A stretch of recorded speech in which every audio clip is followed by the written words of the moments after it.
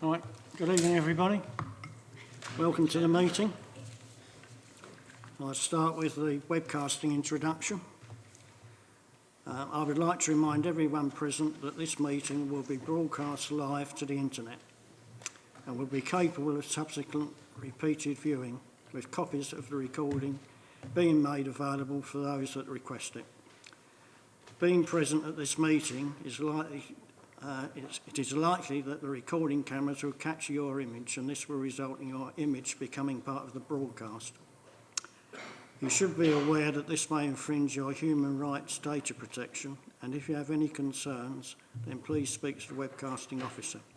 And please can I remind members and officers to activate their microphones before speaking. Thank you.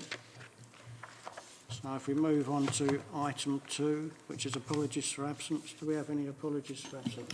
Yes, Chairman. We've got several apologies today. Councillor Hadley, Heather, Murray, Parsons and Pugsley. And to move to the next item, Councillor Burrows is substituting for Councillor Parsons. Right. So does that cover item 3 for all the substitutions? It does. Okay, thanks very much. Any declarations of interest? Councillor Bassett. Thank you, Chairman. Yes, I better declare an interest in items 10 and 11, being a non-executive director of Qualis, but hopefully with your permission I can stay and listen, but I obviously won't take part in any votes. Well, no, I think you're always welcome to stay. Thank you. Okay, thanks very much. So if we move on to the minutes of the meeting, last meeting which was held on the 24th of October. Can I agree those as a true record, or any comments to make? Agreed. Agreed. Right, item 6, some outstanding matters arising and outstanding actions. There are some outstanding actions, but Laura is going to chase those up. I've got a list of them. There are some from the 18th of July and some from the 24th October meeting. So, haven't been forgotten, they are in hand. And Laura's going to crack the whip and make sure we get the answers, as I understand it. Nope. Okay, next item is public questions and requests to address the Overview and Scrutiny Committee. Have we had any of those? No public questions. No questions, all right. Item 8, which is executive decisions, call-ins. We've had any call-ins? There have been no call-ins. Right, There have been no call-ins, Chairman. thank you. So I move on to item 9, which is the place strategy, and I think it's on pages 13 to 54. There's a slight discrepancy on page numbers, but I'm sure you can find it. I'm not quite sure who's going to introduce this. Georgina's going to introduce it for us. Thank you. Thank you, Chair. Evening, Overview and Scrutiny panel. So this is a place delivery strategy, and I will do a brief introduction to it. I think hopefully you've read it, but we are asking Overview and Scrutiny to make comments because this strategy is coming forward to Cabinet on the 18th of December. I also have, just to let you know, Nikki Linehan is with us remotely, and Nikki kindly authored the report, but it's one of the reports that has cross-cutting implications and talks to a number of strategies across the council. So the intention is that we are able to, as a council, see very easily and read across 6 of our corporate strategies. So the corporate plan itself, our local plan, the health and wellbeing strategy, climate action plan, a housing strategy, and a strategy that relates to nurturing growth. So it is an overall picture of how we are looking to deliver across places, in our places across the district. I was literally going to leave it at that introduction because there are probably such a widespread across all cabinet members as well. So it's a report of chief exec and leader, but actually it touches economic development, it touches planning, it touches health and housing. So quite an all-encompassing strategy that gives us a picture across the district. I'm happy to take any questions, and I'm sure Nikki will be able to do the same. Councillor Helen Kane. Yes, in that strategy, in the report, it mentions the scrutiny as the different format, like we had it before. So it is actually stronger council place, communities. Well, we've changed that and overview and scrutiny. So I understand that this is the history, of course, but how are we going to change that to reflect what we are at the moment? That's a very good point, Councillor Kane, and I'm sure Nikki's picked that up already. Thank you for pointing it out to us. It is the old scrutiny format. Thank you. I'll just say, Councillor Kane, you've stolen some of my thunder because I had that down as well. I think it's the draft document at the moment, so obviously there's going to be some amendments to it going forward. So, but anyway, thanks for those comments. Councillor Bassett. Yeah, I'll start with the first one, and that is on page 19, Nurturing Growth, 20 to 25. Obviously, growth in that period was severely curtailed by COVID and the impact it has on all of us. Yes, we're coming out of it now. Well, there's talk we're going back in it again. Should we not mention that this has been impacted and the steps we are taking to actually assist in the recovery following COVID?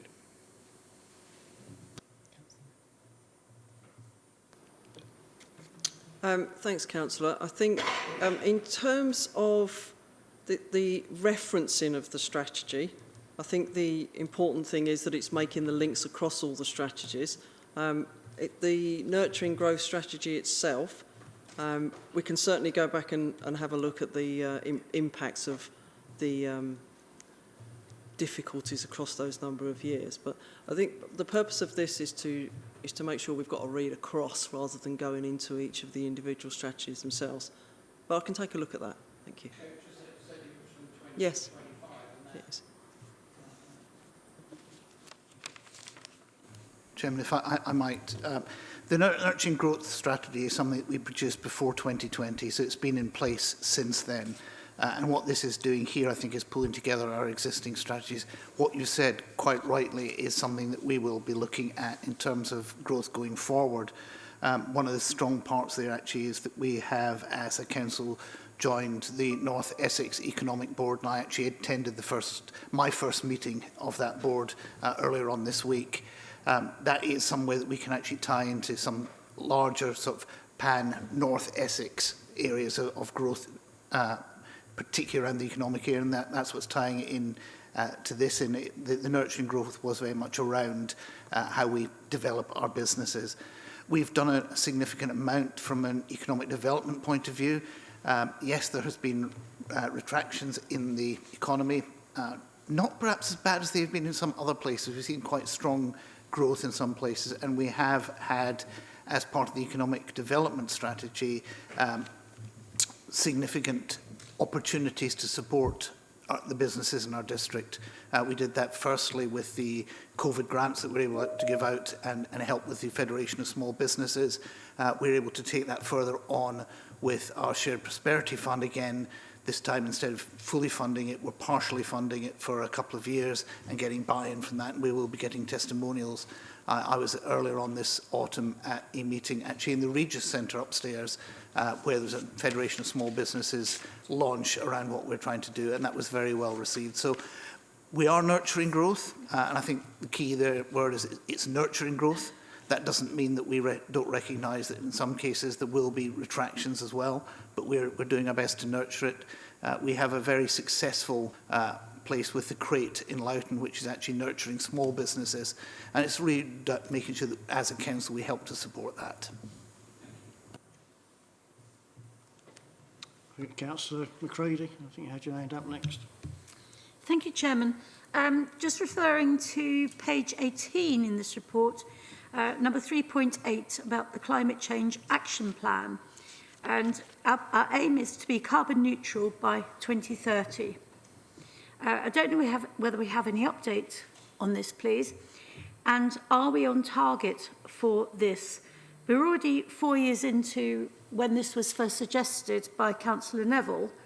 And I have to say, I'm really pleased that I don't see much use of single plastic bottles in the chamber today, which is something he spoke about.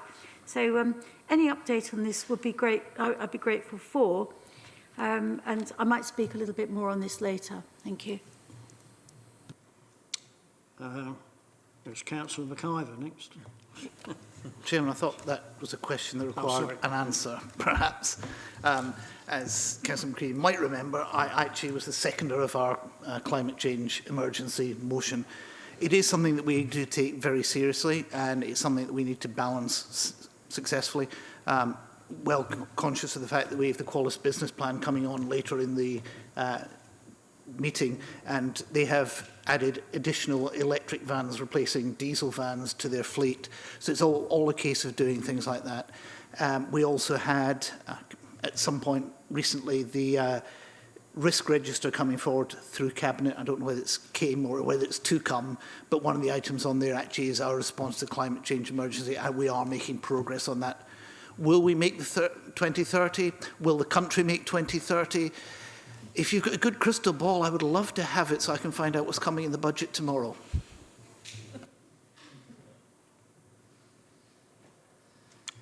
I've not noticed you. You're in the queue, Councillor Patel. Councillor Patel first. It's fine. Sorry? Councillor Patel. All right. Yeah, it's Councillor Patel next. Yeah. Thank you, Chairman. Firstly, can I just say the name place? I'm glad that that is front and centre of this strategy, because essentially it's, you know, the area that we live in. It's absolutely fundamental for our area, for our region. The different strategies that you've got that are aligned to place does, you know, as I said, does put it front and centre of what it is that this council is trying to achieve. The question I have, though, is with regards to, so we talk about place, and we're looking at it from a district council perspective of our land and our property. But how do we incorporate that in terms of the strategies of other authorities, like the NHS, for example, who have significant estates, and the county council, for example, which also own a large amount of land and property within our district? I think that's a good question, and I'm looking for somebody to answer it. So, Georgina. Thank you, Councillor Patel. So I think the purpose of this is to make sure that we're looking across, recognising that there's a number of strategies the council has. The reality of how place is developed is we don't do anything in isolation. So Councillor Phillip has already mentioned some work going on across North Essex. But within our actual district, if we look at development, and I use that in the broadest of senses, not specific to any individual developer, but if we look at how to develop a place, we clearly need to be working with other public sector.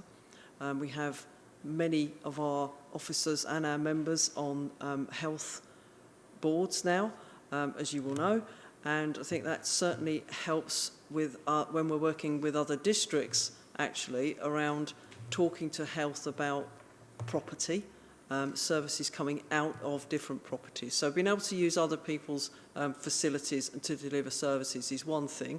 Land assembly is a different thing, and clearly we use not necessarily just expertise within the council for those conversations, but we also have Qualis in that space in terms of how to assemble land to be able to develop our places with our place plans and our master plans and overall our local plan to shape what it is we're trying to deliver. So I think this, my view, is that this council is looking very healthy in the working with others space and looking to others and their contributions and our contribution to be able to improve our district. Do you want to come back on that, Councillor Patel? Okay. So if we move on to Councillor Baldwin next. Chairman, thank you for that. Yeah, I just want to bring up a point later on in the report, which is on page 26. It's 6.14 at the bottom of page 26, where it states that we've received 1.6 million through the Social Housing Decarbonisation Fund.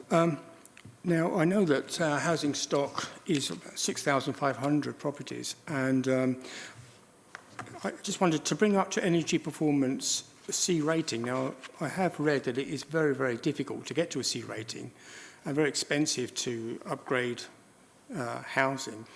And I did wonder whether that was a statutory or non-statutory requirement, but I think 1.6 million is a very, very small contribution to what could be considerable costs. And I was just worried, really, that whether we have the intention to upgrade all our housing stock to a C rating, and I just wonder how are we going to fund that? That is my question. Yeah. Thank you, Chairman, and thank you, Councillor Baldwin, for that question. I think in an ideal world, we'd love to update all of our housing stock to that level. However, finances, as you alluded to, won't allow that at present. The grant funding which we receive from government has been used particularly to focus on some of our rural homes, which are in particularly kind of bad condition, and also really supporting kind of with energy bills on some of those properties which are out on the limb, and some of our particularly older council stock as well. So our answer is, in an ideal world, we would love to, but the reality is the HRA is limited in terms of funding, as with the whole of the council. And actually, personally, from my perspective, whilst I think net zero building and environmentally friendly homes is important, I also think building new homes and delivering new homes for local people has to always be our priority. Equally, making sure that they're up to spec in terms of damp and mould and, you know, those key things that we have to do to maintain our homes does come first. But absolutely, we'll continue to, first of all, try and seek funding to government to roll out the net zero programme wider and look at how we can do it over a period of time. But realistically, we're not going to be able to do it overnight. Thank you. Councillor Nweke. Thank you, Chair. Just bringing us back to page 18 to 3.7, health and well-being, really. Just wondering, what are we doing to understand the impact of long COVID in the district, and how are we using that learning to inform our well-being strategy?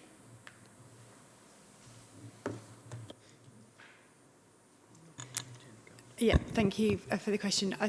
So we play quite a significant role within the ICS, so we're part of the Health and Care Partnership, and we're working with our colleagues across the health system in with their integrated neighbourhood teams, which is looking at health population management, and long COVID is part of that. So there's a whole kind of raft of metrics that we're looking at the moment in particular areas and trying to target within those particular areas. And I do believe that long COVID is one of those, but we're not specifically involved other than we are part of that kind of board where we're looking at the sort of priorities for those integrated neighbourhood teams and trying to roll out some of the more targeted work within communities, so community diagnostic centres, that type of thing. Yeah. Thank you, Chair.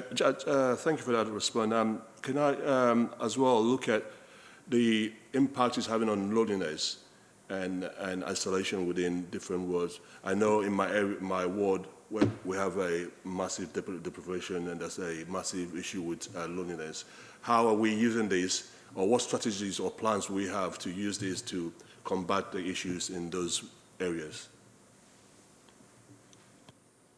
So one of the things that we're currently talking about as part of the Health and Care Partnership at the moment is sort of healthy life expectancy.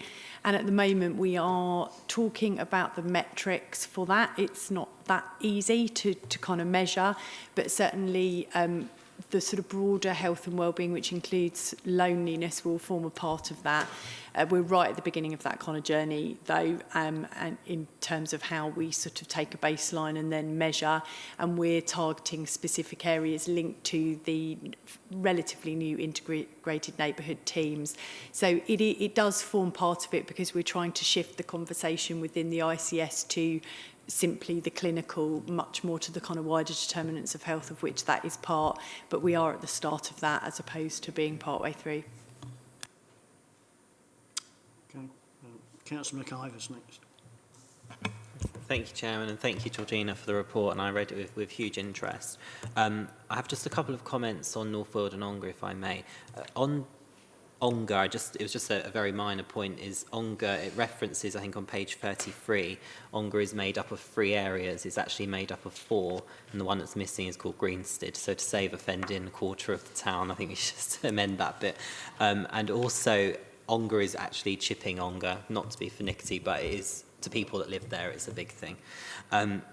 In terms of local services and infrastructure, there's a huge anxiety at the moment with the emerging local plan that there isn't appropriate sort of provision.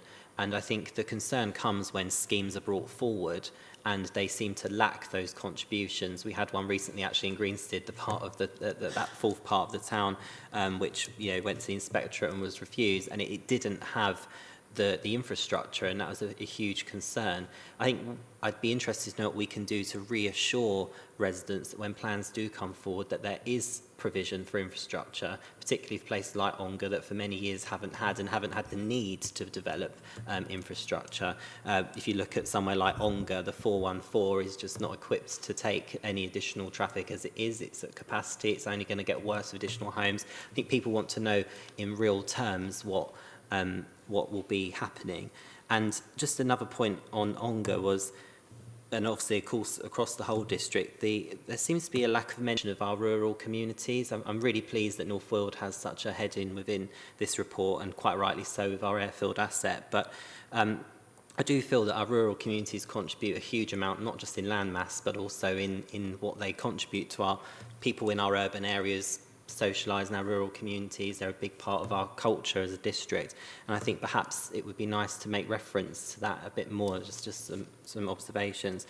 And with regards to North Weald, one of our most proudest assets, particularly on the airfield, of course, is the market. It's a massive beating heart of the North Weald community, and it's particularly an important place for people that live in North Weald. And I just wondered, because of course our council has such an involvement with the market, whether or not it might be nice to mention how we want to make sure that develops in the longer term. Thank you. Unfortunately, I have to start by correcting Councillor McIver. It's not an emerging local plan, it's an adopted local plan. It has emerged, it was fully fledged. And in the local plan, as I may have said once or twice, there is a whole section on infrastructure requirements for each of the sites. It's a well-recognised planning mantra, rule, that a single development should not have to cope with fixing problems that are in place already. And that was the level it had to be set at in terms of setting the local plan and getting it through the inspection in public. For any site, particularly for the larger sites, it is called out very clearly what the infrastructure needs to be delivered as part of that. And that should form part of the assessment of a planning application as to whether it meets the infrastructure requirements or not. I'm not going to go any further on individual sites, because obviously I might at some point in the future sit on a planning committee that one of them comes forward, so I don't want to risk fettering myself for that.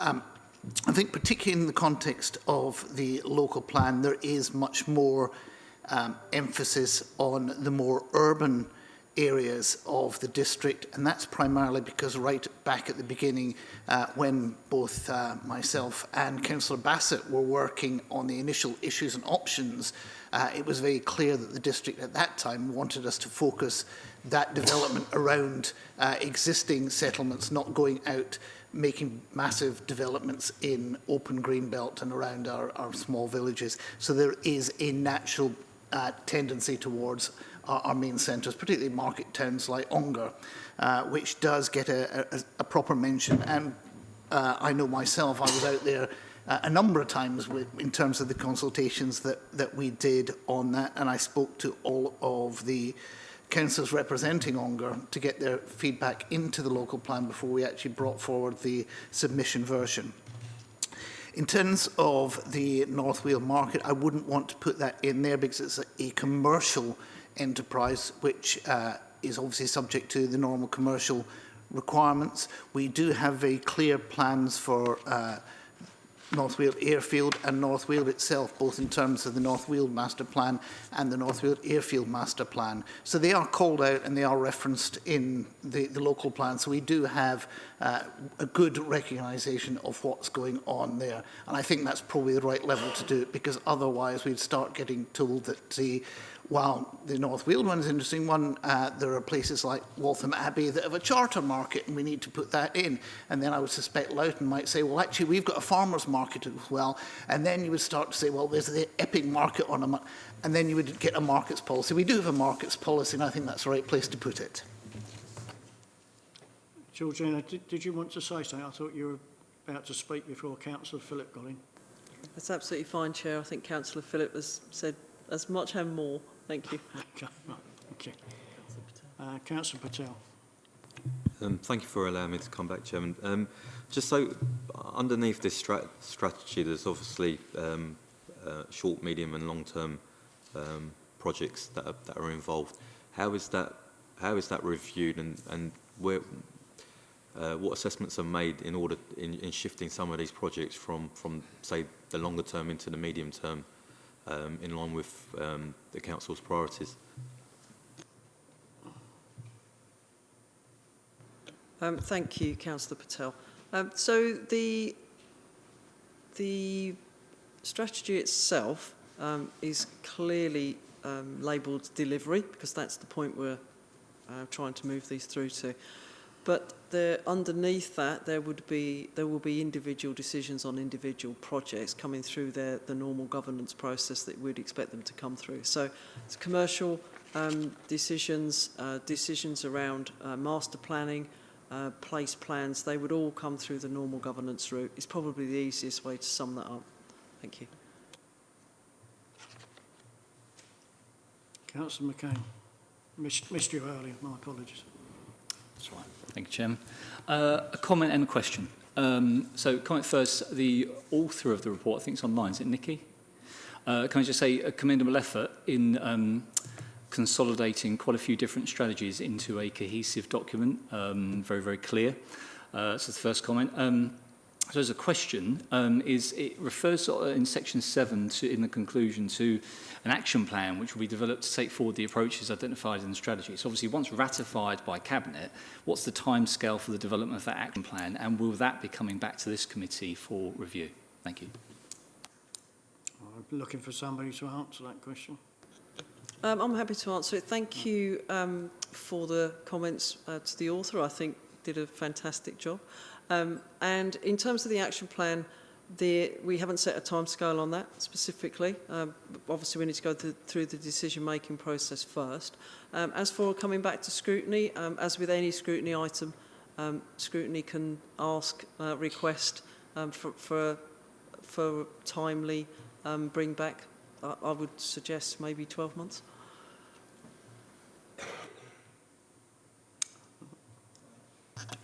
Yeah, I suppose it's just in the development of the action plan rather than the review of the action plan. Will it come back to us before it's, I suppose, at its inception to assist in its development, before it's then reviewed, obviously, in a 12-month period, if you see what I mean? So rather than reviewing it, assisting in its development to then review in, say, 12 months. Sorry, Councillor, I'm just looking for the actual paragraph. Can you tell me the, is it in the conclusion? Yes, section 7, page 28. Can you switch your mic on?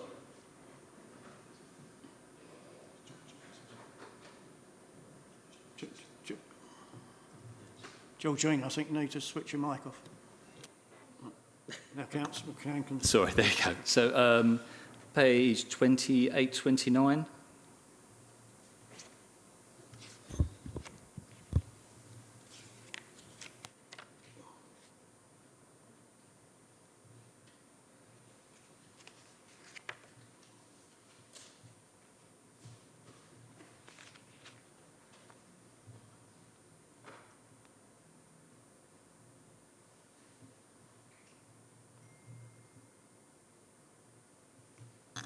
If it helps, so I see Nikki's got a hand up online.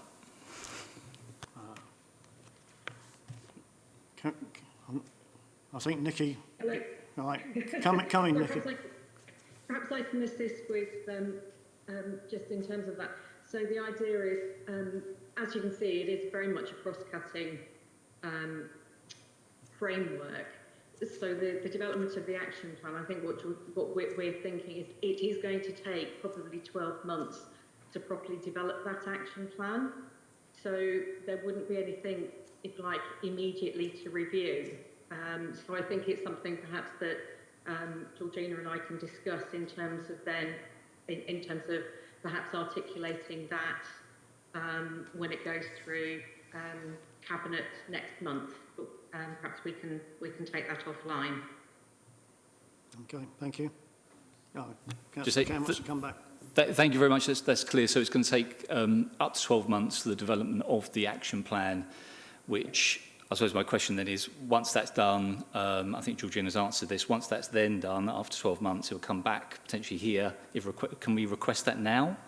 How does that work? To come back here to then review? Just that we're obviously adding value once it's then developed and then before it gets adopted. Thank you. I'd suggest that this goes on to next year's work programme for review. I didn't hear that. Chairman, one way forward with this could be that you propose that it could be considered on next municipal year's work programme, an update on the strategy, the play strategy.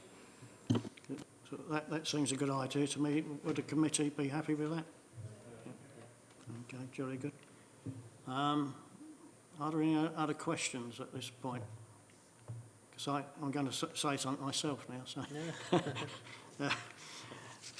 Yeah, I've gone through this document quite carefully, and the things which, or the area which interests me probably most is reference to open spaces and environmental issues. Now, I think there are sort of four key phrases. One is protecting and enhancing green open spaces for future generations. Now, that's one. I think that's quite important because I represent a ward which has got Jessel Green in it, and we know what a controversial issue that was when the local plan was being drawn up. One question I get asked is if these green spaces within the urban areas in particular could be protected by fields in trust status, and I think it's something I'd like to put for the Cabinet to consider, because it is an issue which I get asked about. There's quite a concern that the green open spaces that we've got are on people's doorsteps should be protected. The other sort of key statements I've picked up is, again, the word enhancing comes into this quite a bit. So it's reference to enhancing the district's green and blue infrastructure, which sounds very good to me, enhancing the ecology, landscape and heritage, and also having open spaces that are safe, healthy and accessible. And I feel that it's fine having those sentiments in the document, but I would like to see that we get reports on how those issues are being carried forward. So that's quite an important question to me. General comments about the document. Item 6, I won't mention the page number because my page numbers are different from yours, I think, by one. But item 6 refers to funding our approach, and I just wondered if to that we should add the Essex Council tax sharing agreement, whether that's a significant amount of money which should be included in that section, and also any payments that we receive from Qualis. On 5.16, there is reference to the 6 companies in the Qualis group. I think that needs to be updated, because I think some of those companies have disappeared.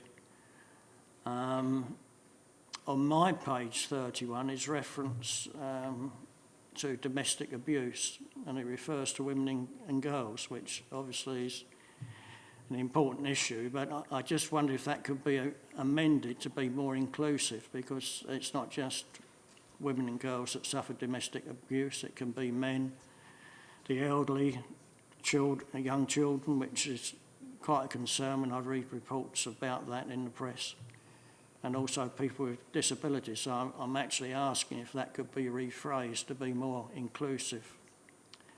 And I think my final comment is, I don't want to encroach on Waltham Abbey territory, but in the section which refers to vision for Waltham Abbey, I couldn't find any reference to the Epping Forest Museum. I may have missed it, but I think it should be there. It's quite an important venue in the district, and something we should all be proud of.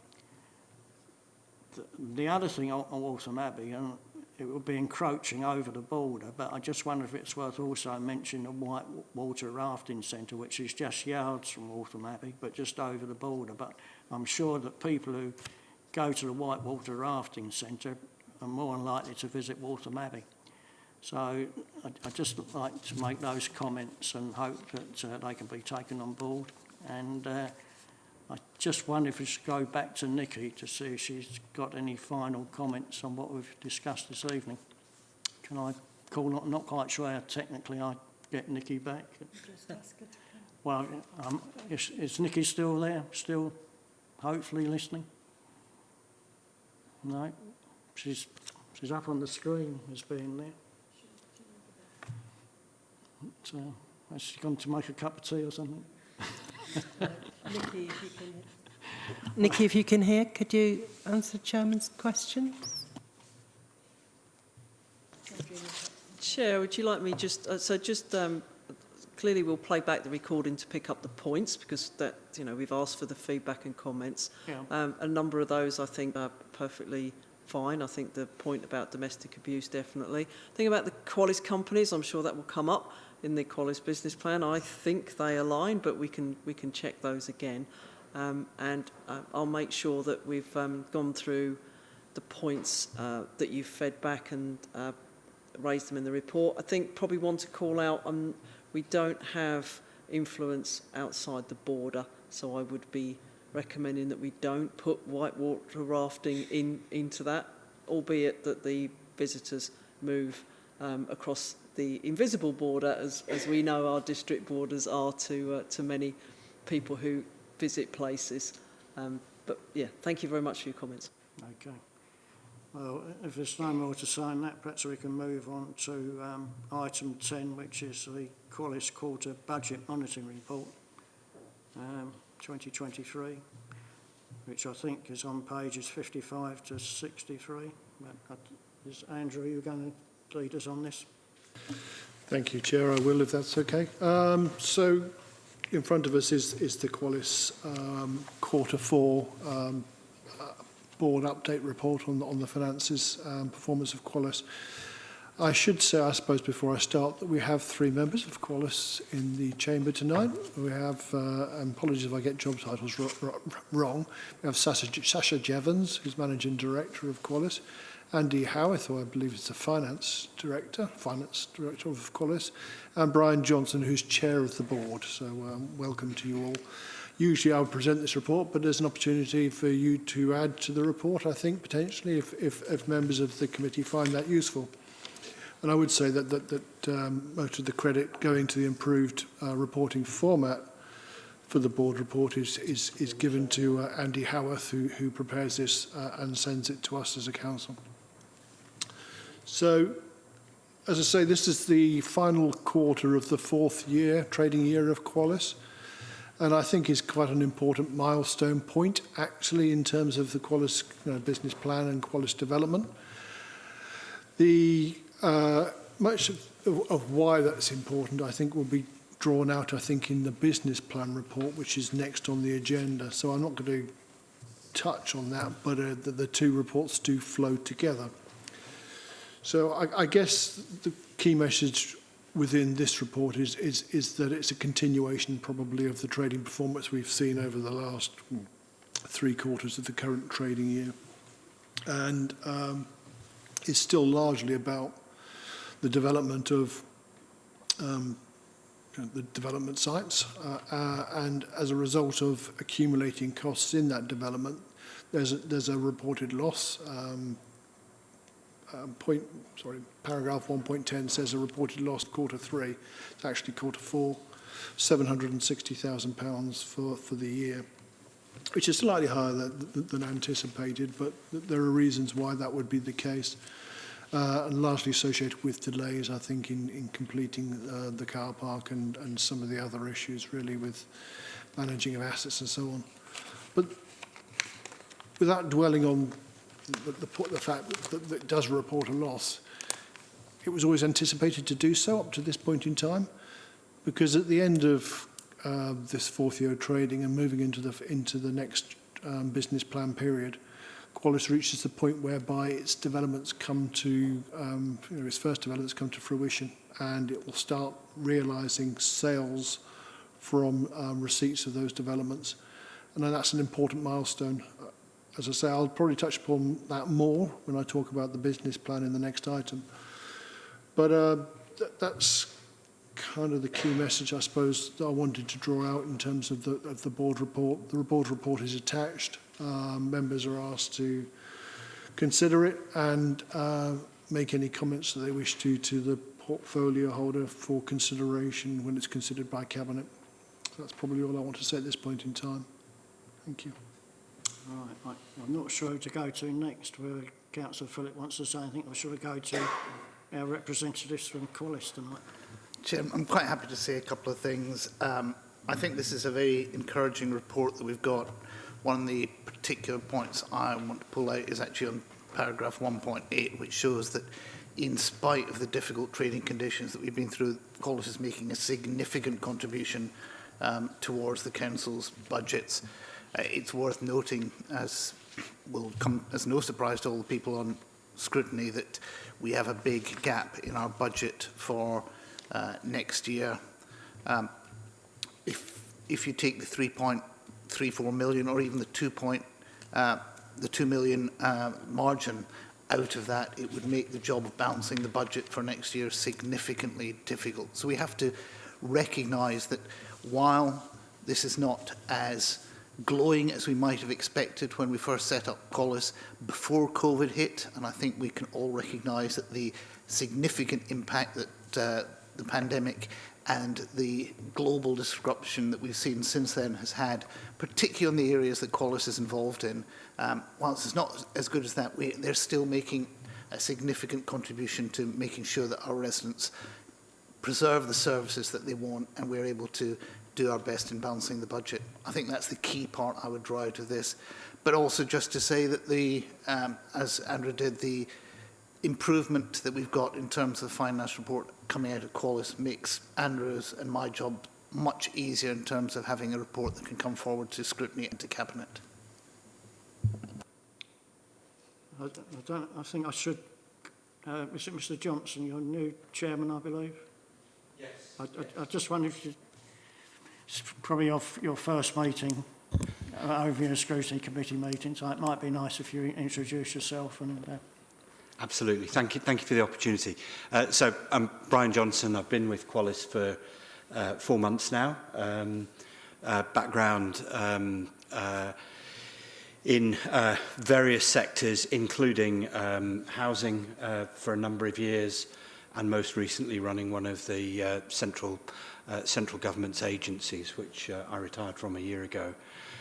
I think probably underline what Andrew and Councillor Phillip have already said. I think I was lucky to join at a time when Andy had really, I think, got to grips with financial reporting in Qualis, which had been a good deal more complicated and I think probably confusing in the past. And I think hopefully what you've got in front of you is crystal clear this time.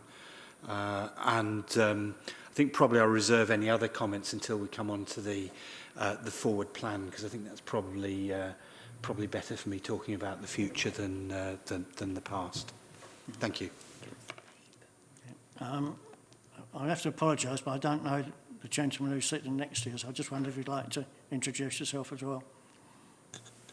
Thank you, Chairman. My name's Andy Howarth. I'm the Finance Director at Qualis. And thank you for giving me the opportunity to come and talk to you directly. As well as the points that Councillor Phillip has made about the finance report, I think working jointly with Andrew over there, we've developed the report so that you can kind of keep track on where your money's going. In sections 5 and 6 of the report, we keep an ongoing total of the money that's been lent to Qualis, and we also give an analysis of the work in progress that we've spent that money on. So, I think those are useful reference points for the council in terms of actually seeing the fruits of that investment. I'll reserve any other comments to the business plan, but thank you for that opportunity. Right. Sasha, you've been here before, but I didn't want to leave you out, so I don't know if you want to say anything. Yeah, Sasha Jevons, I'm Group MD of Qualis. Thanks. Right. Okay, thank you. I believe Councillor Heap has a question. He's joined us on the Teams. Can you hear us, Councillor Heap? Yep, thank you. Can you hear me? Yep. It's not really a question, it's just to thank the new chairman for coming and introducing himself. Apologies for not being there myself. That was it. You have very little to live up to and all to prove. Thank you. Okay, thanks very much. Councillor Baldwin. Thank you, Chairman. Sorry, yeah, I was just interested in the company structure. It says on page 59, 2.7, the company structure has been updated. I know Qualis Group comprises of, is it 5 or 6 companies? And I think possibly one of them is a community interest company, but I just wondering if the companies are structured to be sort of tax efficient. I mean, I know that if it's community interest, that we would benefit from, possibly paying less corporation tax or business rates. But I just wonder why, as a group, we could not be some kind of community interest group, which might have sort of various financial advantages. So, excuse my ignorance on these matters, but if you could just say something about that. Yes, there is a community interest company as part of the Qualis structure. It's not done an awful lot yet. Community interest companies are particularly set up in a way that allows them to do stuff around particular areas. It's something that we wanted Qualis to have in its armoury. It's not something that we've been able to do an awful lot with so far, not least because of the conditions that we've been describing about. It is something that will be used. There is talk of community interest companies, for example, also being in existence in parts of the Harlow and Gilson Garden Town, where they're actually set up to look after the community assets. So that's the direction that it's going. We don't want to duplicate in a Qualis community interest company things that are being done perfectly well by the third arm of community at the moment. So it's a balance to get right, and when Qualis is doing stuff, that it will come in the report. Clearly, community interest company is not going to be part of the profit and loss for Qualis, because it's supposed to be self-funding and not making a profit. So I wouldn't expect it to form a major part of the quarterly financial, but when they're doing stuff, I'm sure it will come forward and it will show up as we do things and go through on a year-by-year basis of the Qualis plans. Okay. Are there any other questions on this section? I've just got a couple. Because I represent Fairmead Ward in Loughton, it's got the Pearls Lane site. I noticed that on my page 64, I was quite surprised at the amount that's been spent so far. I think it's £228,662, and the actual development of that site hasn't started. In fact, it's still got to get planning permission. I just wonder if there's a conflict of interest there, because aside from the costs I've mentioned, but as I understand it, the Qualis will purchase that site from the council, and with planning permissions, I understand it, that's the idea.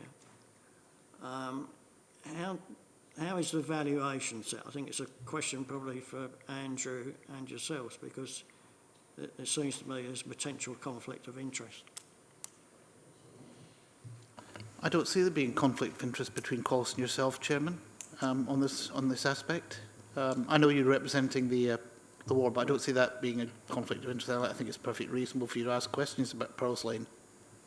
Well, I think the price has to be set. So, as the council, I mean, maybe this is perhaps something for a private discussion. I see the question you're asking. No, there's not a conflict of interest. We have, as a council, a requirement to get best value for sites, and it's not an unusual thing for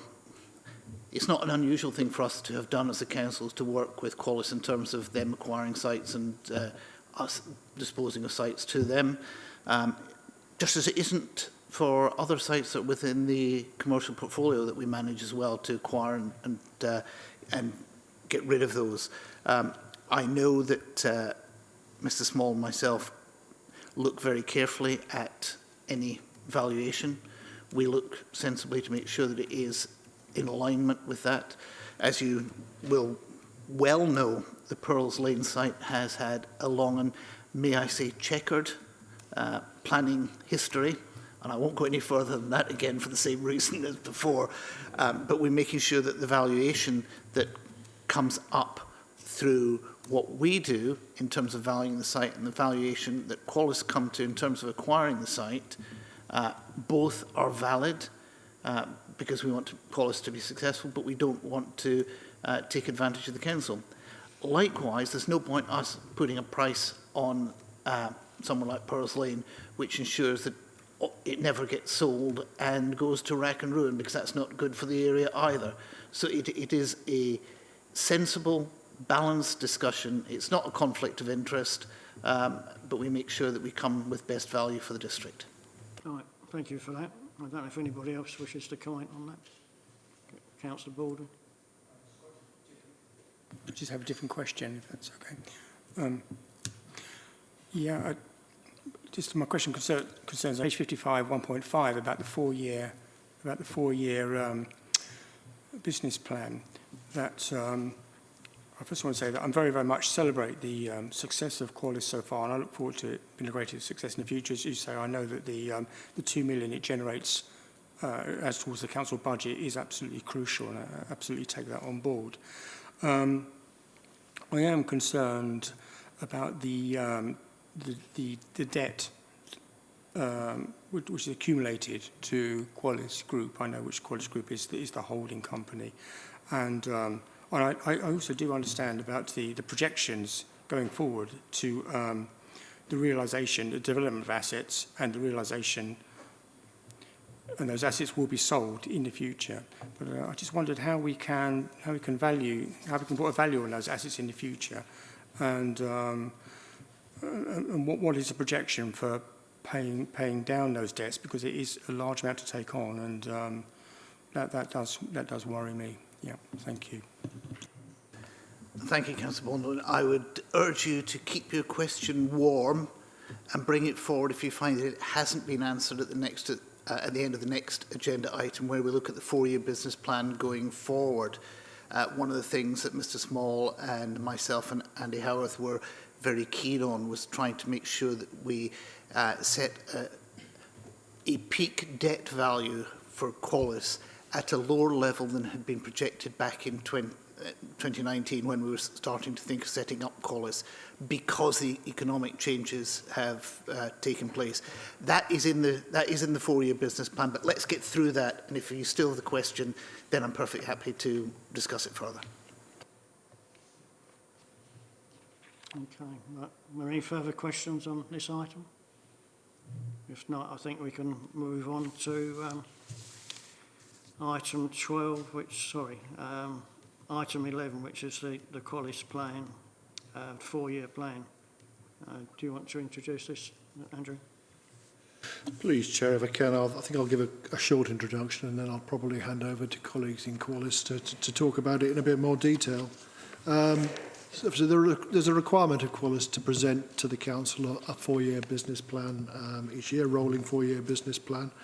Last year, Qualis brought forward a single-year business plan, and that was a reflection of the considerable, I think, economic uncertainty that existed this time last year, following the outbreak of the Ukrainian war and global economic events that unfurled on the back of that, really. So it was very difficult to do any longer-term planning last year on the back of that. This year, I think that uncertainty is resolved to the point where it's possible to bring forward a 4-year business plan, but it doesn't mean that there isn't uncertainty that still exists. And so that's a feature of this business plan and drawn out within it. I think it's on the back of the last time, it's just worth restating that the Council created Qualis to solve some of its delivery challenges that it had around some of the regeneration sites that the Council owned, really one way or the other, whether it would be in Epping itself or Pearls Lane, for example, where the Council had struggled for maybe a number of years to actually get some of these sites off the ground. So Qualis represents, in addition to the services that it provides, it also represents a delivery vehicle for some of its place-shaping ambitions, and this probably draws upon the earlier report on the agenda about the place strategy. So Qualis is there as a tool working with the Council to solve some of the place-shaping ambitions that the Council has, and it's important to draw upon its role in delivering on some of those issues. So the business plan itself highlights some of the significant progress that's been made over the last 4 years in terms of addressing some of those challenges, and that's probably worth drawing out, I think, as part of the covering report. So I think the main achievements are set out in section 3 of the business plan. The Qualis business plan also sets out the 6 key drivers which are now driving Qualis. I'll let colleagues flesh those out in a bit more detail, but I think it's an important point, really, from my perspective, to note that this is a milestone business plan, I think, and something I mentioned in the last report, in as much as it sees the transition from kind of identifying, developing out, getting planning permission, constructing key development areas, moving into income generation. So with the development behind us on the old Condor site, we'll see the first assets come available for sale in the next few months or so, really. And as I say, that's really important in terms of bringing capital back into the Qualis vehicle. It's the nature, I think, of these development startup companies, really, where you create a lot of cost and a lot of debt in the early years quite quickly. And then you have a slow tail of sites coming forward for development over a period of time, which actually helps you to extinguish the debt that's being created and to turn accumulated losses, which we've just seen, really, into ongoing profits, which eliminate that debt over a few years. So this is really welcome, I think, in terms of the lifespan of the Qualis vehicle, and represents kind of a maturation, I think, of the business plan model at this point in time. Working with colleagues at Qualis, we've also taken account of one of the increase in the cost of borrowing, which has been a feature of the last couple of years, but also taken account of the government's attitude towards council borrowing as well, and on lending. And there's been a tempering, I think, of the risk appetite that's factored into the early years of the business plan model. So working with Qualis, we'll see the debt peak now at just over £100 million, which is considerably less than the authority that the council had given of about £156 million. So I think that's really welcome. And again, reflects the fact that we've worked together and we've taken account of the kind of the economic circumstances and the political landscape we're operating within as well. So again, as I say, really welcome, really.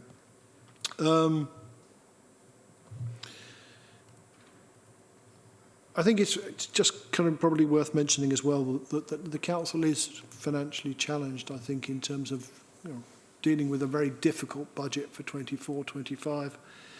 It would have been made considerably harder if the Qualis's contribution hadn't been a feature of budgets of the last few years. So there's £2 million worth of margin the council generates on its lending to Qualis, if Qualis hadn't been there delivering that for the council, would have to have resulted in savings, a point that Councillor Phillip made earlier.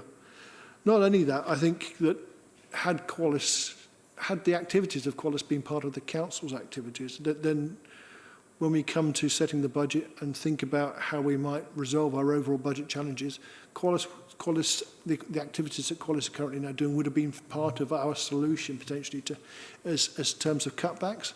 So actually putting the activities of Qualis outside of the council's financial challenges, not completely, but at least arm's length to the financial challenge, means that we can carry on delivering on some of the placed ambitions that the council has, immune, or at least partly immune, from some of the financial challenges that we're currently having to deal with.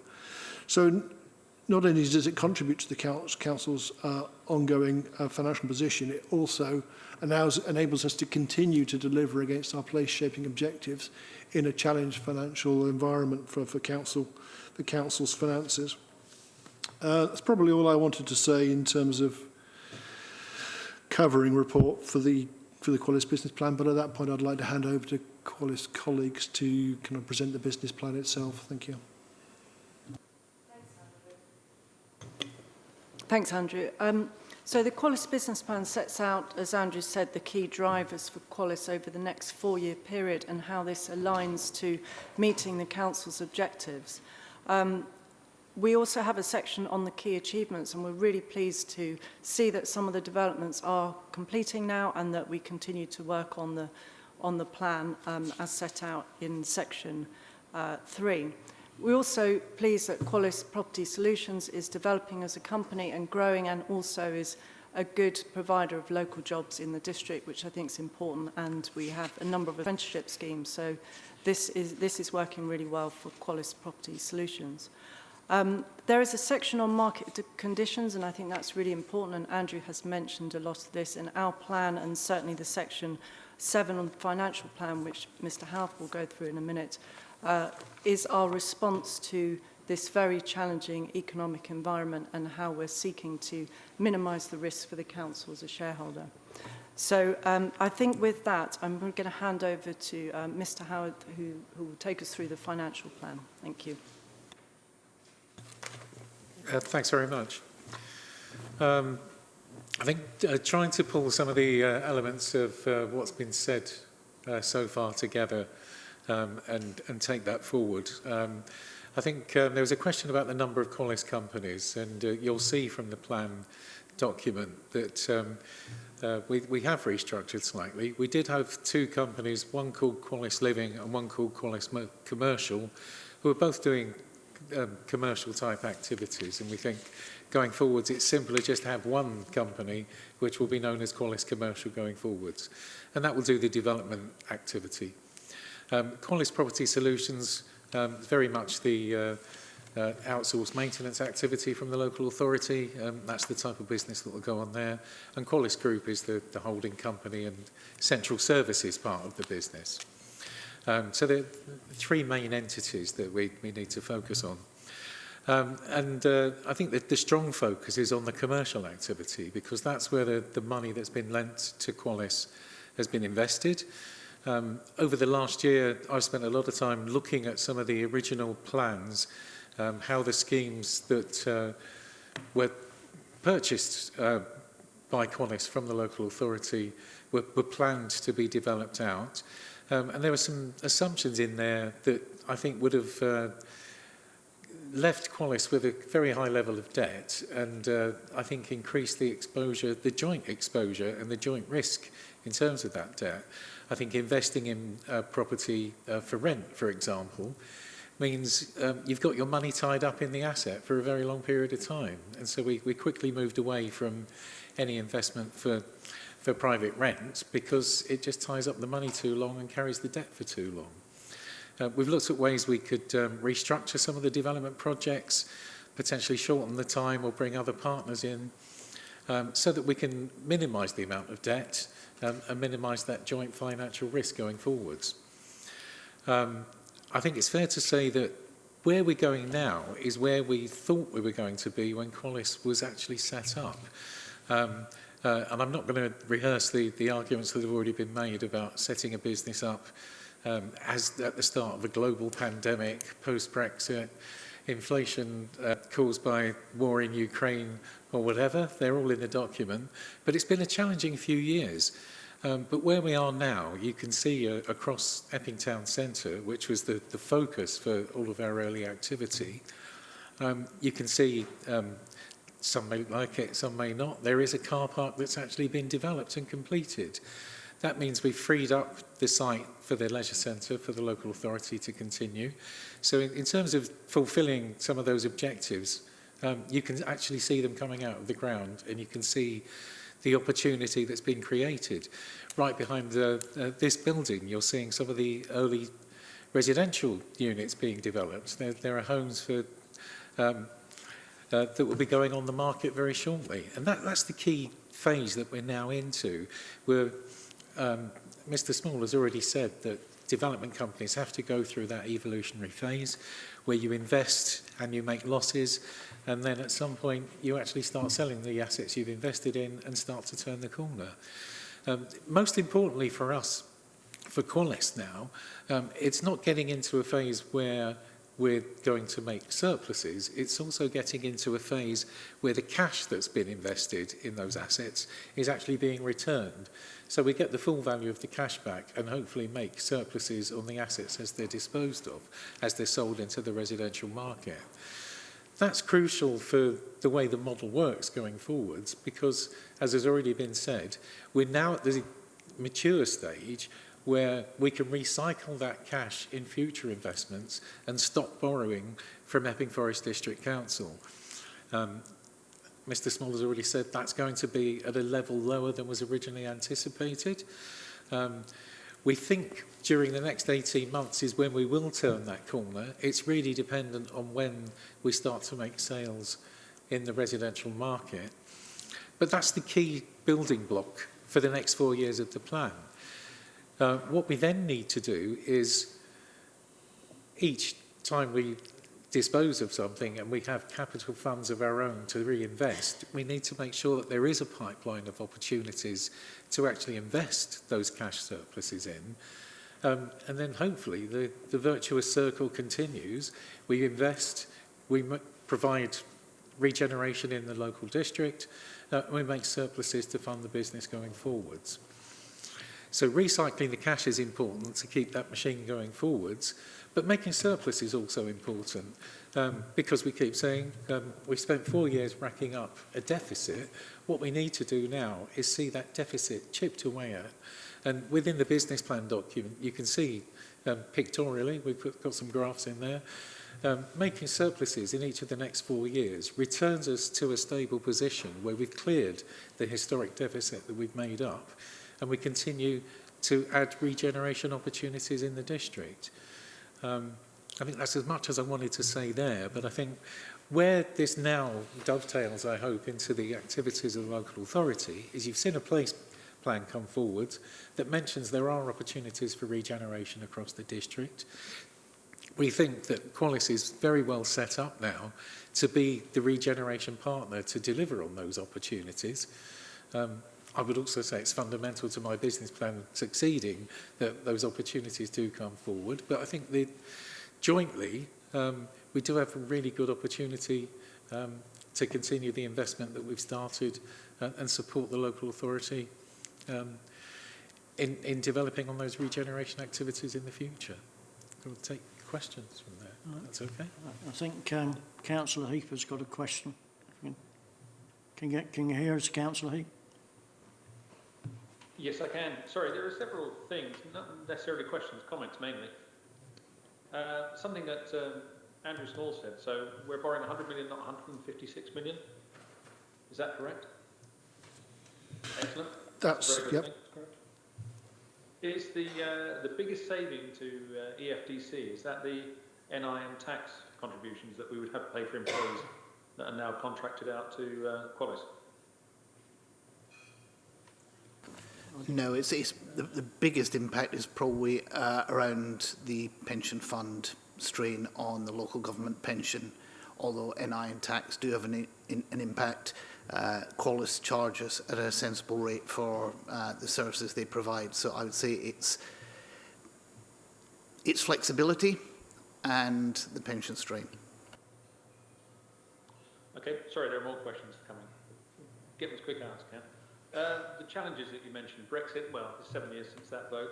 Whatever you think of it, it shouldn't be a challenge. You should have been able to plan for it, so please stop including that. COVID over Ukraine war, not really an effect on the local economy. For us, I don't think. Even with the reduced borrowing, we're still about £6,000 for every man, woman, child and everything in between for the residents of Epping Forest, which is significant. And is there a definite commitment from Qualis for 40% affordability? Because so far, every development I've seen that they brought forward to a planning committee has gone down to 25%. So will they stick with 40%? And, you know, the big question, there are some big questions. The cash flow projections are amazing and fantastic. And if those can be achieved, I'm going to be astounded, and I will eat anything that's put in front of me to apologise for any kind of quibble I have on it. But what I have to say is, with all the stuff that's in all of this 4-year report, what is in it for Buckerstill, aside from the opportunity to contribute to more bucolic lifestyles elsewhere? There's nothing in it for Buckerstill. It's a big part of the community, a big part of the district, because it contributes an awful lot. Buckerstill, Chigwell, Loughton, Waltham Abbey, over 50% of the residential council tax, over 40% of the population. What do we actually get out of it? So perhaps I'll try and answer a chunk of those for Councillor Heap. First, I will say I was seriously thinking of taking up farming poisoned toads, so that when Councillor Heap is hungry in a few years' time, there will be something for him to eat. Nothing in this for Buckerstill? Well, I'm sure, sorry, that is just about as wrong as his first statements of Brexit, COVID and the Ukraine war not having an impact on the economy of the district. If Councillor Heap had taken the time to read the economic development reports that I bring to Council on a regular basis, he will see it has had a significant impact on it. We know that both COVID and the Ukraine war have significantly affected shipping and stuff around the world.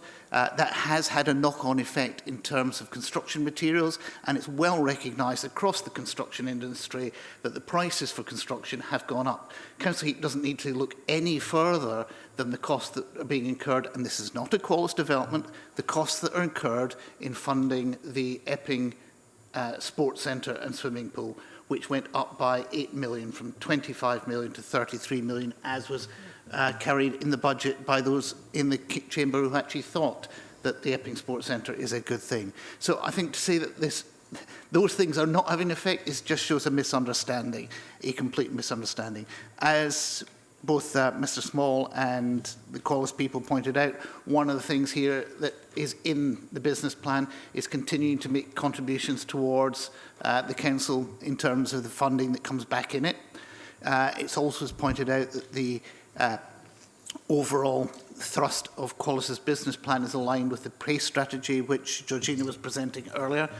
This is all to do with all of the district, getting focused around a single area, albeit a very small area in the district, with a percentage of the population, a smallish percentage of the population, and an area which in the local plan has minimal additional construction in terms reflected compared to Waltham Abbey or to Epping, or even to the Vice Chairman's favourite area in Ongar.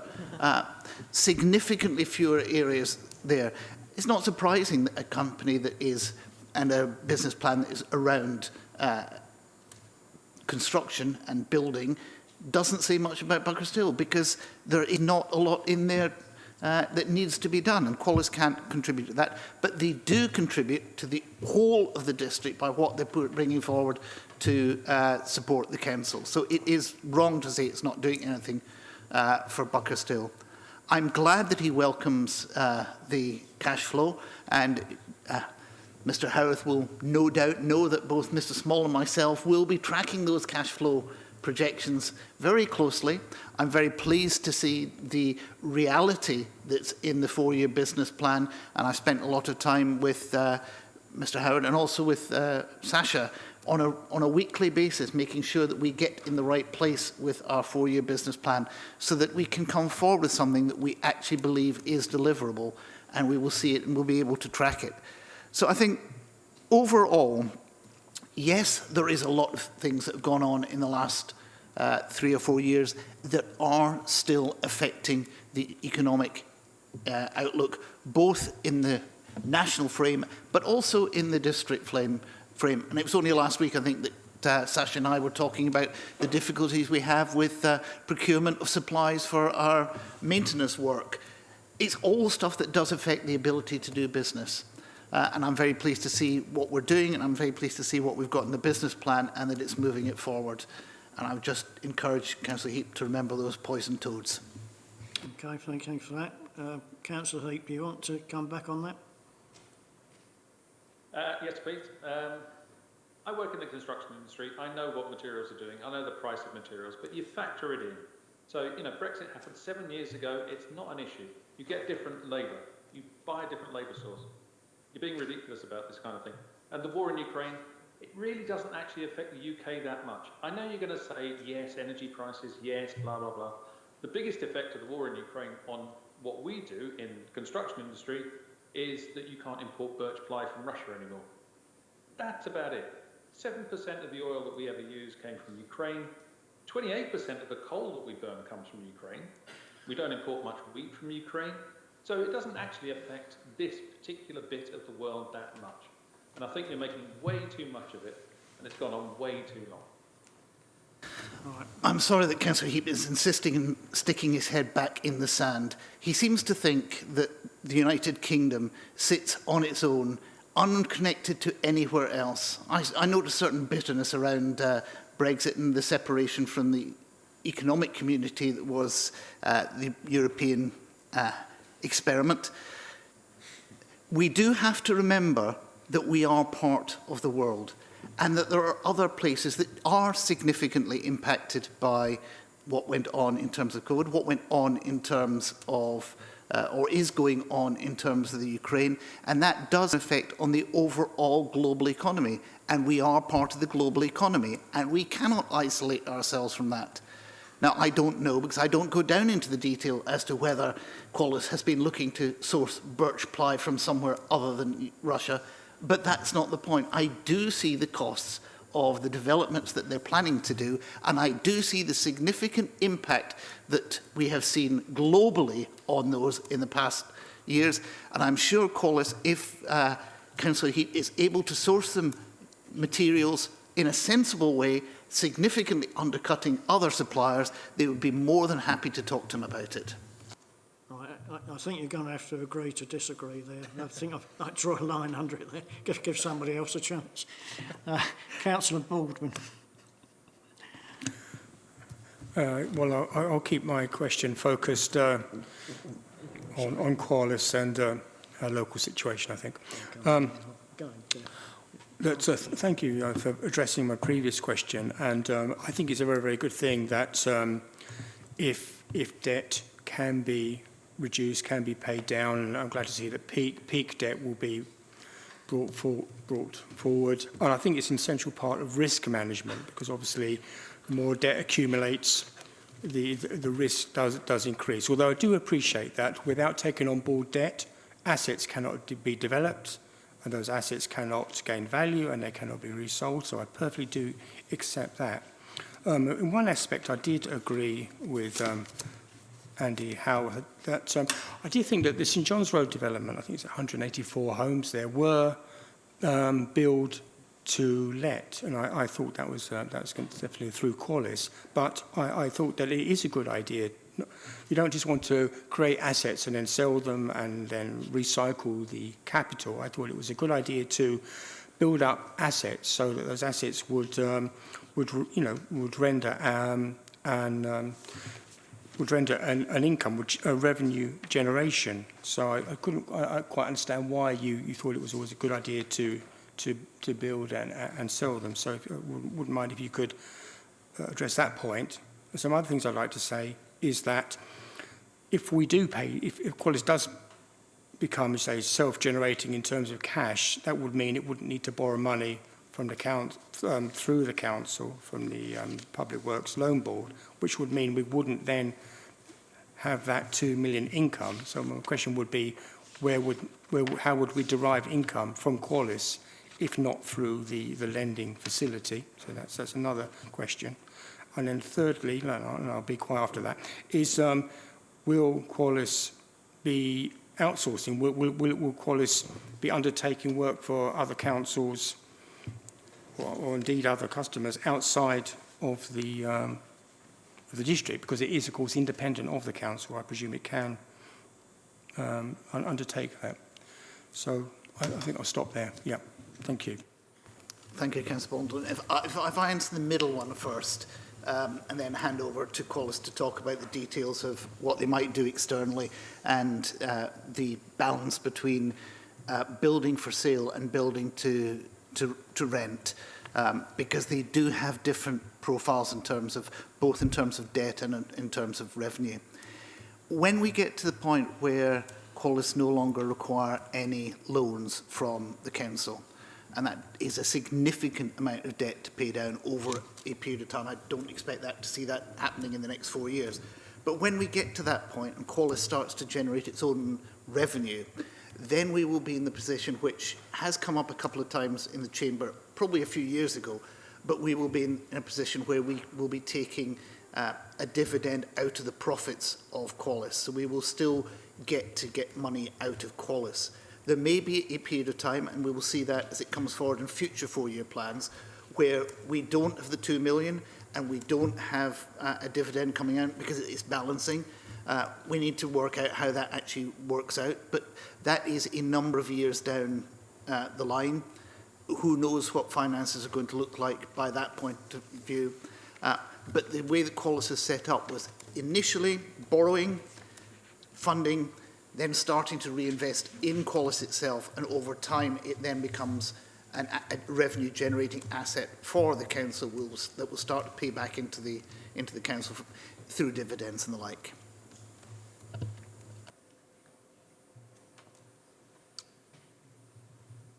Does any? All right. I was just about to ask if anybody from Qualis wanted to say something. Sorry, I was just going to ask Mr. Howarth to pick up the point about homes to build versus rent, and then I'll pick up the outsourcing question. Thank you. I mean, we took the decision that in the early days in the development of Qualis, especially with the slow start that we've had, and there have been some economic problems that we've had to deal with, it was the best thing for us to do in terms of managing our financial risk, not to have money tied up in properties that were developed for rent. It's not to say that we wouldn't look at that in the future. I think the key thing is you have to take what the requirements are locally, you have to take the objectives of any regeneration opportunities that we have coming down the line, working jointly with Epping Forest District Council, and we have to see what an individual scheme looks like on its own merits. So I think that also goes back to the amount of affordable housing we'd like to include on new schemes. And a function of that is what you pay for the scheme, what it costs to develop the scheme, and what you can hope to generate from your external sales on the scheme. So we'd hope to be as flexible as we can be by maintaining the dialogue with the local authority going forwards. Session.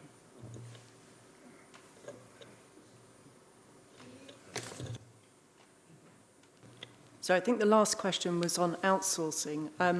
Qualis Property Solutions is what you call a tackle company, so they are able to have up to 20% of their turnover on private external business outside of the council's business. So as Qualis Property Solutions develops, we would hope to achieve looking at some external contracts for other councils or housing associations would be an example of that, delivering in the repairs and maintenance sort of field. We haven't been able to achieve that yet. We're still just in the in the early years, but certainly that's an aspiration, and we are set up and are able to do that. Councillor Nweke. Thank you, Chairman. I just want to get a bit of clarity in the build to sell module that we're focusing on.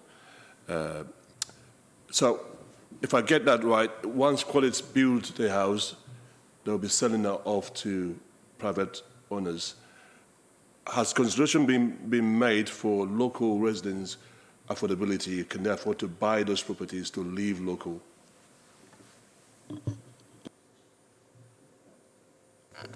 Sorry, I'm not quite sure about that question. Are you suggesting that Qualis, a commercial company, should sell houses at lower than the market rate so that people in the district can afford them? What I would say is draw attention to the schemes, for example, like the Round Hill scheme, which is being developed as entirely an affordable development. That affordability is defined by the standard characteristics, and Qualis is working closely with our housing department to make sure that that works successfully and goes in as affordable housing in the same way that other affordable housing is in the district. Did you want to come back on that?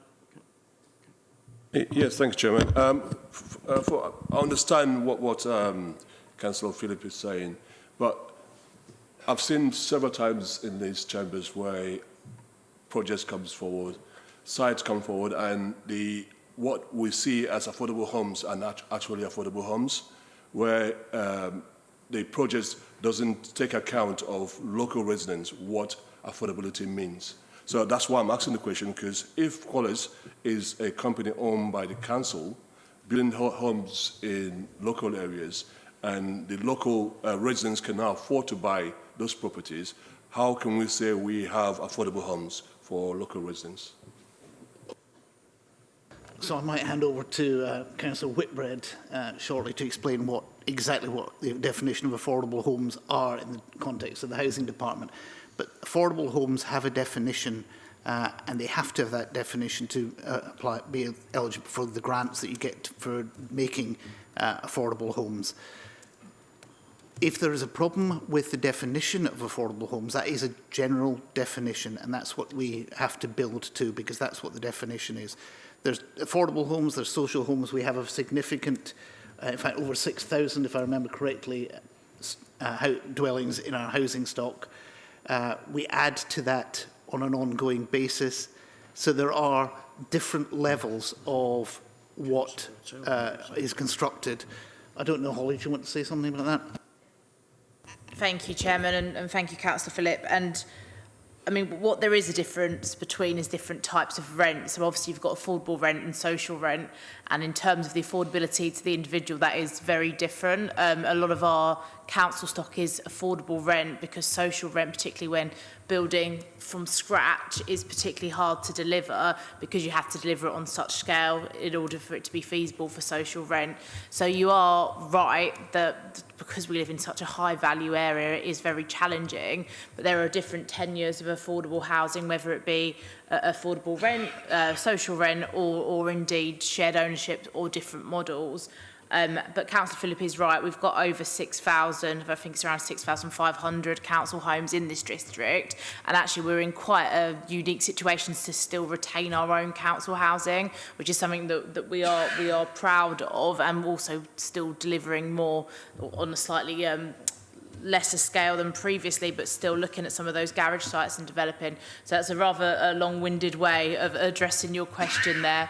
But I think the point I'm trying to make is that in an ideal world, social rent would be something that we would look into from a council perspective. However, we'd have to build in far greater volumes, and obviously we're very challenged in terms of having space to build as well, and the budget, of course. Thank you.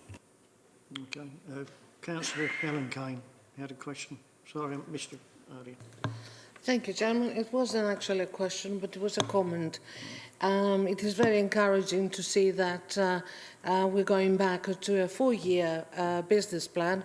I wasn't comfortable at all with the 1 year, thinking that the risks actually were too high. And I would like to see the progress of this business plan coming through to scrutiny and to see the progress, really, because I believe that that is very encouraging signs. Thank you. Thank you. Thank you, Councillor Kane. You will certainly see the progress coming through, as I have already committed. I keep bringing it back for report. I understand your concern last year about not having a 4-year business plan.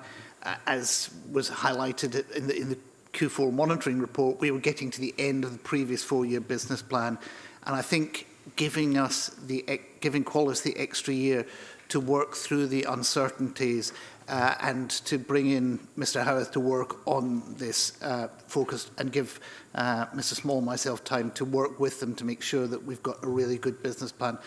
I think that more than outweighs the disadvantages that we had for not having it, particularly as the clarity around the situation has increased over this past year. And I'm looking forward to being able to bring you back reports on showing how well we actually meet the business plan. Okay, thank you. I'm not sure. Councillor Patel, did you have your hand up? Yeah. Yes, please, Chairman. Firstly, I think it's really important that you highlight the key achievements of Qualis to date, and setting that out clearly in section 3 is really useful for our residents within the district to recognise how much of a success that Qualis has been to date and what it's aiming to achieve moving forward. The question I have is really, there's a lot of focus on developments coming over the next 4 years.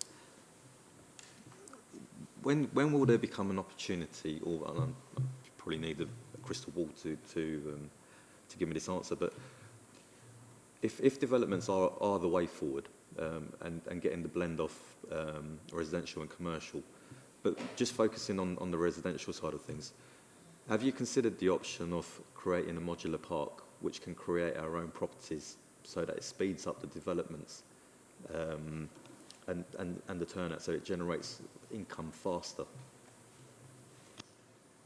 So perhaps I can answer that one, because actually Ms Jevons and I did talk about modular construction on a couple of occasions when we were looking at sites that were particularly difficult to develop and to make work financially. We looked at it in depth, and the conclusion was that that was not a profitable route for us to go down at this stage. I'm sure Qualis will keep it under review, and if it shows as being the right thing to do and it is right commercially, then we'd be happy to go down that route. It is something that is worth keeping an eye on, and I think the Chairman actually possibly wanted to add something to that. I think you've said it pretty much what I was going to say. Thank you, Councillor Phillip. Okay. Councillor Heap. Thank you, Chairman. In all that talk about affordability, was there actually a commitment to honour the local plan and do 40% affordability with units of 11 or over, or was that a movable feast? Chairman, with the caveats that I made to your Vice Chairman earlier, being careful not to say things that might fetter my ability to sit in a planning committee in the future, the opening position for Qualis, as it is with any developer, is what the local plan says, to aim for 40%. There are, on occasion, reasons why that may have to change in terms of what the site is and where it is. As I said in answer to a previous question, the Roundhill site that that Qualis is doing, that will be 100% affordable, and that's significantly above 40%. When we look at the Epping sites as a whole, part of what was in there was to facilitate the development of the sports centre, and that was believed by the planning committee to be a reasonable reason why 40% wasn't achievable there. What I do make sure, and we do discuss this with Qualis on a regular basis as schemes come forward, is that there has to be very good reasons if you cannot make the 40% in exactly the same way as any other developer working in the district has that ability.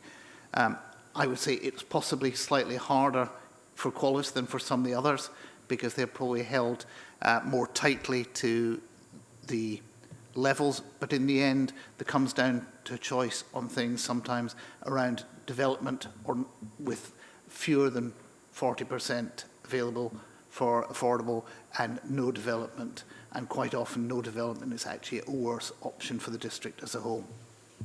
Right, thank you, Councillor Phillip. It's been suggested to me Sorry. that... Oh, sorry. Can I just... If you can't do 40% affordability, you pay too much for the site. You know this is a requirement. Anybody knows this is a requirement right now. So, if you pay too much for the site, you're going to lose some money. I would hate to start talking about grandmothers and sucking eggs, Chairman. Given I was the one who insisted on the 40% affordability in the local plan, I know exactly what the situation is. But I also know that it's unfair to hold Qualis to a level that will not be held to in the rest of the district and would not be enforced by a planning inspector either.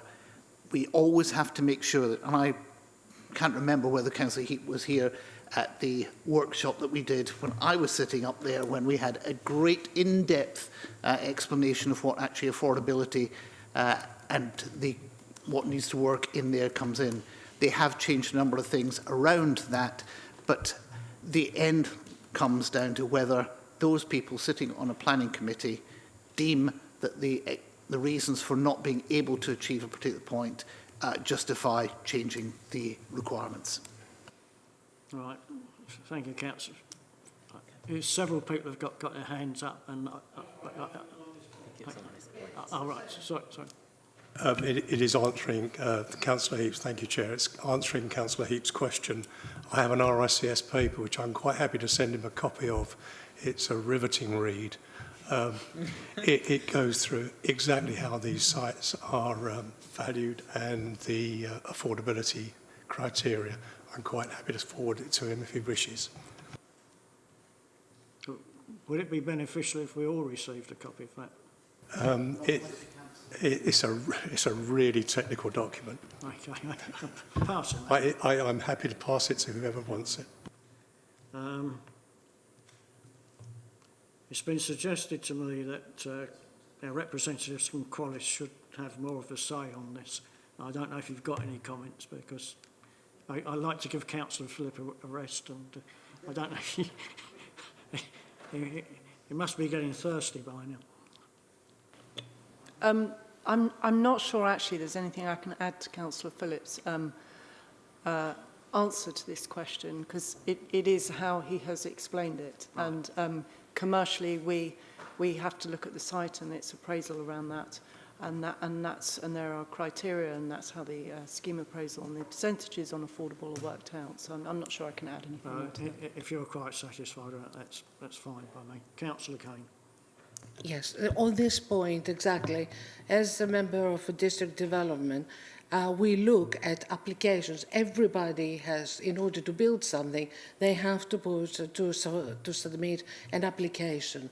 So we're looking at every application in its own merit, and we actually we make the comments and we give consent or refusal.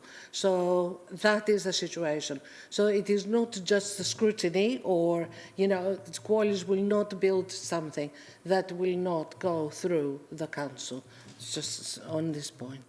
Right, thank you. Councillor McIver, you've been waiting patiently. Thank you, Chairman. Thank you for the report. I think we touched on this just before the meeting. I think one of the, I'd almost suggest that perhaps a seventh kind of point to the strategy, so this is touching slightly on the previous item too, is just about the public relations to all of this and the communication. You know, as well as being a councillor with a huge registered interest in everything that's going on with Qualis, I am also a resident. My friends, my work colleagues, they are residents, and I think there's a real lack of understanding of the benefits that Qualis can bring, and I think we need to totally control the narrative on all of this. You know, there might be some people watching the webcast and taking interest in this meeting, but I think the vast majority of people are more interested about I'm a celebrity, get me out of here starting in 20 minutes. There is people that have an opinion on Qualis, but if you quiz them, they don't know anything about Qualis, and I think we must control the public relations and the communication far better than we have been, and I really feel quite passionate about that as a forward thinking, and also being realistic about the fact that not everything Qualis delivers will be to people's liking, certainly not to their taste. You know, the car park in Epping is an example, but understanding the long-term strategy is so important, and I think we really have a duty to deliver far better communication to our residents who ultimately we are serving and doing this for.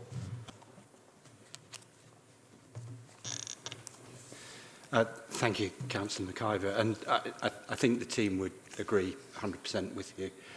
I hope you see in the report, first of all, a huge amount of emphasis in the service side of things on customers and working with customers.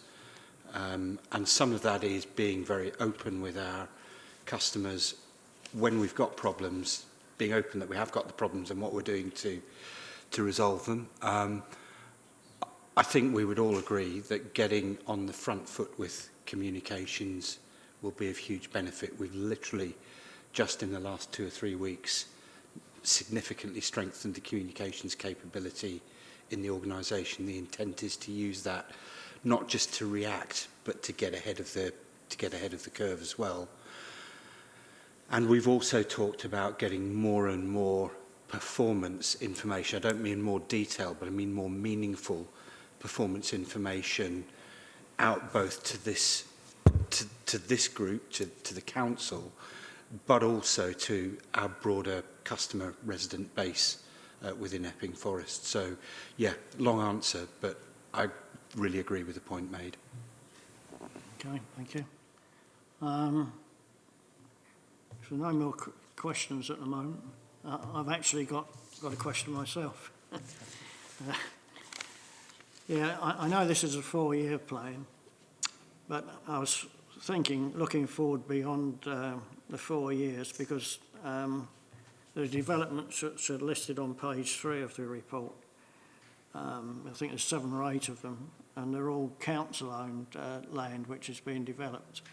I just wondered how you see the future going forward when that supply dries up, because it won't exist forever, and it'll probably be in a more competitive situation, I would have thought, with other developers. So I just wonder what vision you have of Qualis in 6, 8 or 10 years' time.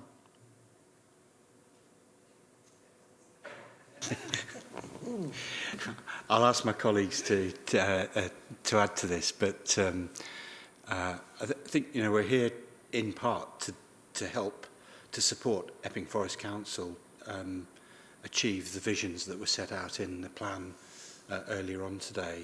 At the moment, you're right, we can probably best do that through delivering on the schemes which are on land owned by the council. But we do see in time that we'll be taking schemes on more broadly across the district. But again, in shape, always in support of the objectives of Epping Forest District Council. Do you think you'll be restricted to the district, or will you have to go further afield? I guess that's future gazing. In theory, we could be we could look outside the district. I think at the moment we've got our hands kind of full looking at schemes within the district. Sasha, I don't know if you want to add to that. I think that would be several plans away.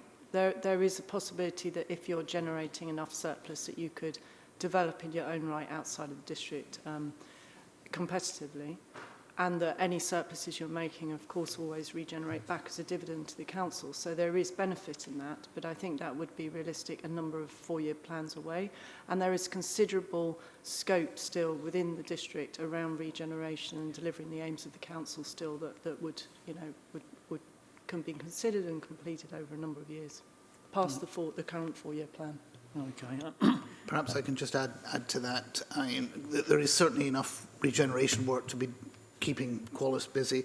There are possibilities down the line of working with other arms and companies from other councils, and that would, as much in the same way as shared services bring councils together, it may be possible to do something similar in the arms and company. That's how I would see it happening in the first instance, because we cannot borrow from the Public Works Loan Board to fund work outside the district. That's not allowed by the rules at the moment. So until Qualis are in a position where they have completed the developments, paid down the debt and are able to fund things from their own earnings, that other than a joint partnership doing something together is unlikely to happen.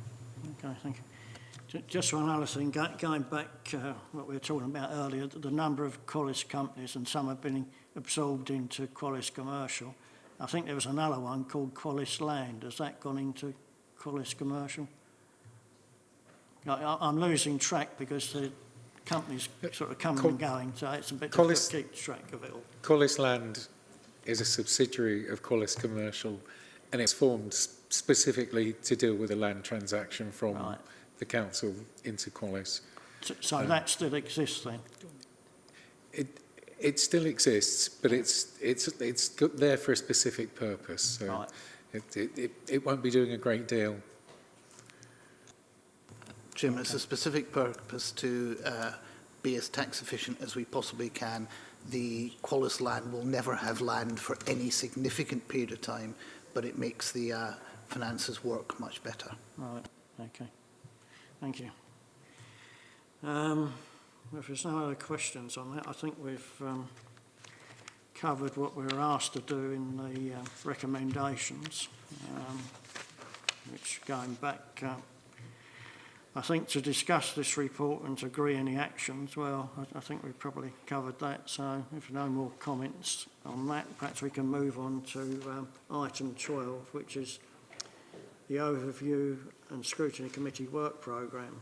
And that's on my sheet on pages, sorry, it should be on yours as well, pages 84 to 87. Is that mainly for noting?